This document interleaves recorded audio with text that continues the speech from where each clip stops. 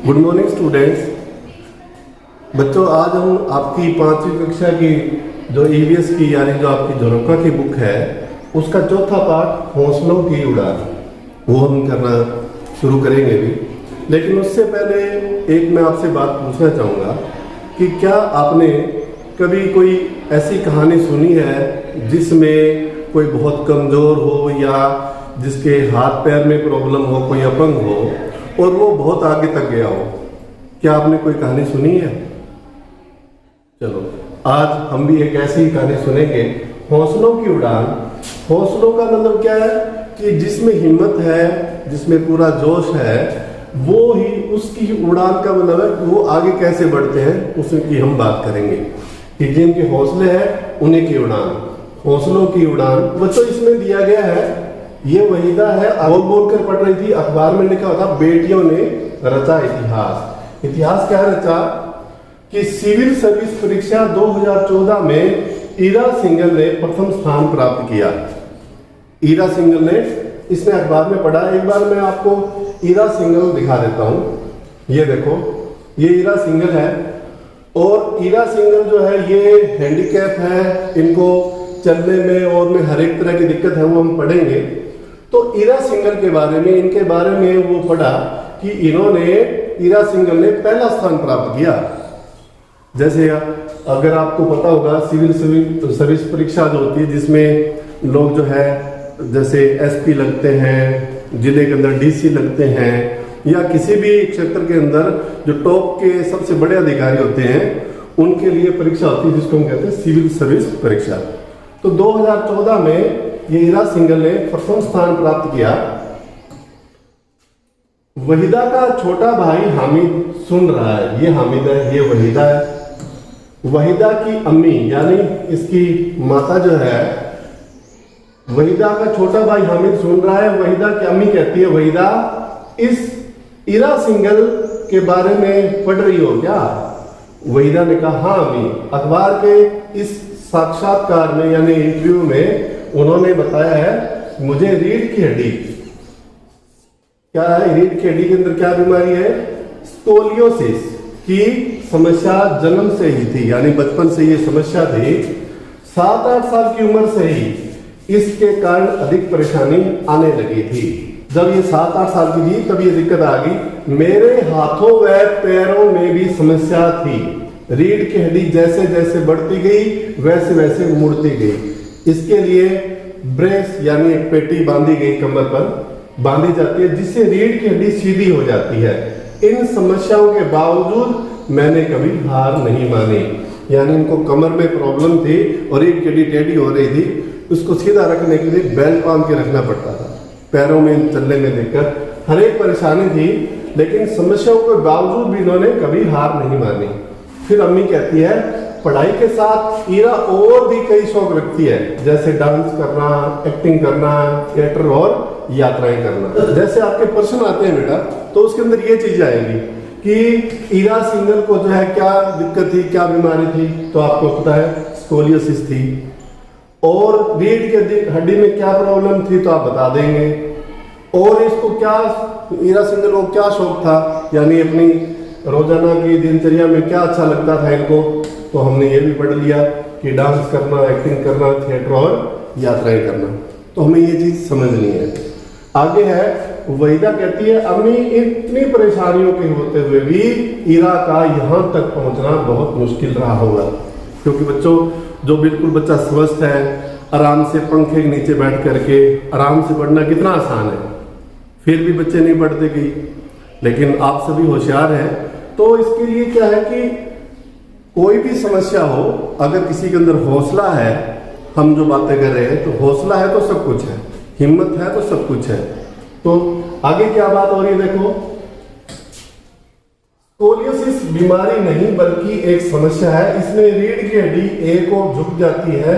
जिन बच्चों में यह समस्या होती है उनमें उम्र बढ़ने के साथ साथ हड्डियों के विकास के कारण यह समस्या बढ़ती जाती है, यानी बैठने में बहुत ही ज्यादा प्रॉब्लम होती है। तो ये आपका पेज नंबर 23 हुआ।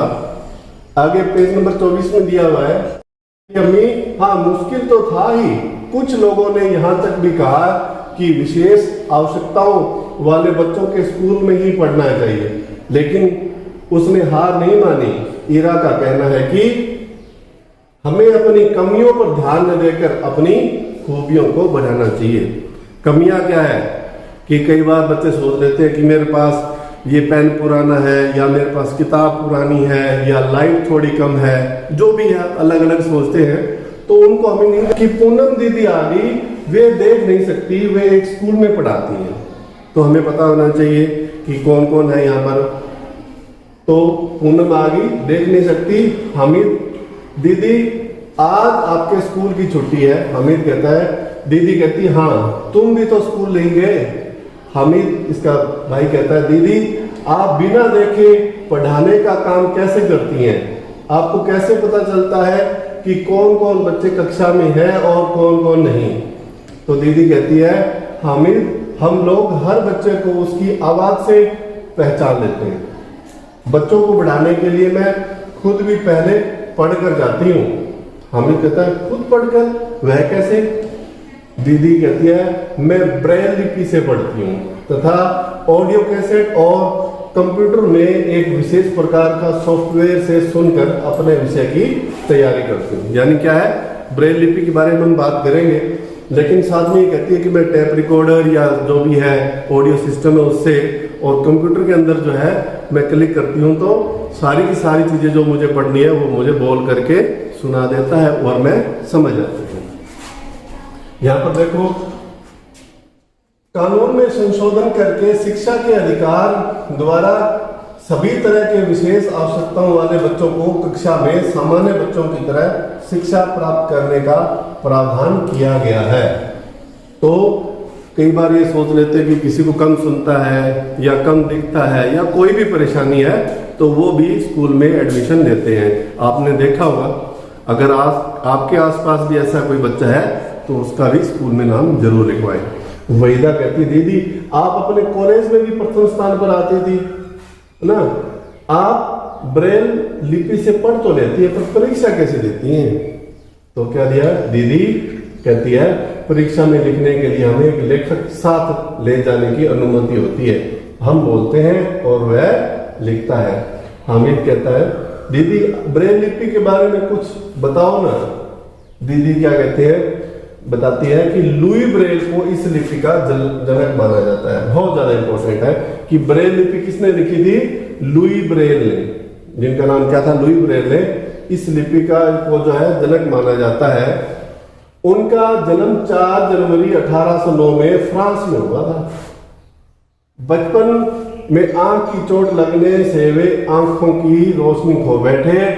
अंध विद्यालय में शिक्षा ग्रहण करते समय लुई को पता चला कि सेना के कैप्टन बार्बर ने सेना के लिए ऐसी कूटलिपि का विकास किया जिसकी सहायता से वे अंधेरे में भी संदेशों को टटोल कर पढ़ सकते थे। लुई 8 वर्ष के कठोर परिश्रम के बाद 6 बिंदुओं वाली लिपि बनाने में सफल हुए। इसे ब्रेल लिपि के नाम से जाना गया। किस नाम से जाना गया? ब्रेल लिपि से। लुई ब्रेल ने किया, इनका जन्म कहाँ हुआ और वो चीजें हमने पढ़ी। अब बात हम करते हैं बच्चों, ये ब्रेल लिपि का बोर्ड किस तरह से क्या पढ़ते हैं हम वो पढ़ेंगे। ब्रेल लिपि में 6 बिंदुओं को उनके सामने लिखे अक्षरों या अंकों द्वारा जाना जाता है। क्या है? 6 अक्षरों को। आगे क्या है? इस लिपि में इन्हीं 6 बिंदुओं से वर्णों की आकृतियों का निर्माण किया जाता है। स्केल पर कुछ चौरस खिड़कियां बनी होती है। इन खिड़कियों में लाइन से कटावदार बिंदु बने होते हैं। एक नुकीली कलम यानी स्टाइलिश से स्केल पर खिड़कियों में बने कटावदार बिंदुओं से कागज पर छेद करके लिखा जाता है। कागज के उल्टी तरफ उभरे हुए छेदों को शब्दों के रूप में छूकर पढ़ा जाता है। तो ये देखो किस तरह से जो है, कहते हैं इसको हाथ में 6 बिंदु है, जैसे 1 2 3 4 5 6। इसमें ये ज्यादा ऊपर हो गया, इसमें ये दोनों बिंदु ऊपर हो गए, इसमें ये बिंदु ऊपर हो गए, इसमें ये हो गए। तो इस तरह से इनको पढ़ा जाता है। जैसे ए है तो ए में 1 हो गया, बी है तो इसमें 2 हो गए, सी है तो इसमें 3 हो गए, डी में ये हो गया, ई के अंदर ये चीज, इस तरह से अलग अलग इनको जो है बच्चे हाथ लगा करके जब चेक करते हैं तो उनको इस तरह से पढ़ा जाता है। तो बच्चों ये है आज आपके लिए ब्रेल लिपि के बारे में। आप क्या काम करेंगे, इस लेसन को ध्यान से पढ़ेंगे और ब्रेल कौन थे, किस तरह से क्या लिपि थी, उनका जन्म कब हुआ था, वो चीजें आप करेंगे। और आपके लिए पता क्या करना है कल के लिए, अपने आसपास किसी ऐसे व्यक्ति के बारे में पता लगाओ जिसने विशेष आवश्यकताओं के बावजूद कोई महत्वपूर्ण उपलब्धि प्राप्त की हो। आज आपके लिए घर से असाइनमेंट आपके लिए ये रहेगा कि अपने घर से के आसपास ऐसा कोई पता करो जो बहुत दिक्कत होने के बावजूद भी एक दिव्यांग या बहुत ही आवश्यकता वाला बच्चा जो है वो आगे बढ़ा हो। आप उसके बारे में भी कुछ लिखें और इस लेसन को भी आप पूरा पढ़ें। तो बच्चों ये है आज आपके लिए काम। कल नेक्स्ट वीडियो में फिर मिलेंगे। Till then stay safe.